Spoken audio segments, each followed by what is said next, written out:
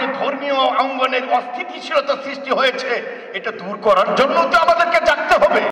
ইনসাফ ভিত্তিক কল্যাণ রাষ্ট্র প্রতিষ্ঠা ও বৈষম্যমুক্ত ইসলামী নতুন বাংলাদেশ বিনির্মাণে কার্যকর পন্থা এ স্লোগানকে সামনে রেখে 13 ফেব্রুয়ারি বৃহস্পতিবার বিকেল 4টায় ত্রিশাল নজরুল অডিটোরিয়ামে বাংলাদেশ ইসলামী যুব আন্দোলন ত্রিশাল উপজেলা শাখার সম্মেলন অনুষ্ঠিত হয়েছে। উক্ত অনুষ্ঠানে প্রধান অতিথি হিসেবে উপস্থিত ছিলেন বাংলাদেশ ইসলামী আন্দোলন ময়মনসিংহ জেলা দক্ষিণ শাখার সভাপতি মাওলানা মোহাম্মদ মামুনুর রশিদ সিদ্দিকী। প্রধান বক্তা হিসেবে উপস্থিত ছিলেন বাংলাদেশ ইসলামী যুব আন্দোলন ময়মনসিংহ জেলা দক্ষিণ শাখার সহসভাপতি মোহাম্মদ আব্দুল কাইয়ুম।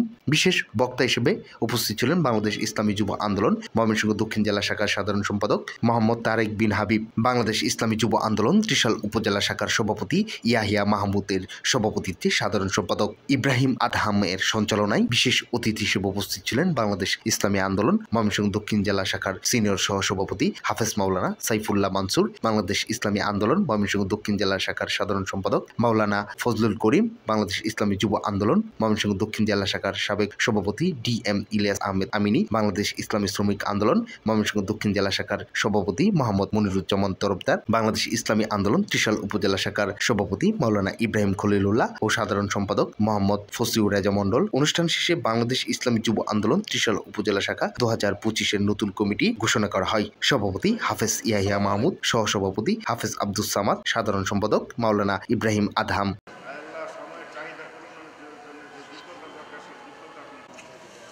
আমাদের জেলা থেকে তাদের কাছে আমাদের অনেক প্রত্যাশা, আগামী দিনে তারা আদর্শবান কিছু যুবক তৈরি করবেন, বাংলাদেশের মধ্যে তাদেরই হাত ধরে ইসলামী হুকুমত কায়েম হবে, এই প্রত্যাশাই ব্যক্ত করছি। যুবকদের অঙ্গীকার, দেশটা হবে হাত পাখার। আমরা মূলত এই স্লোগানকে সামনে রেখে কাজ করতে চাই। আমরা ইসলামী যুব আন্দোলন বাংলাদেশ ত্রিশাল উপজেলা শাখার আজকে এই নতুনভাবে 2025-26 সালের কমিটি গঠন করা হয়েছে।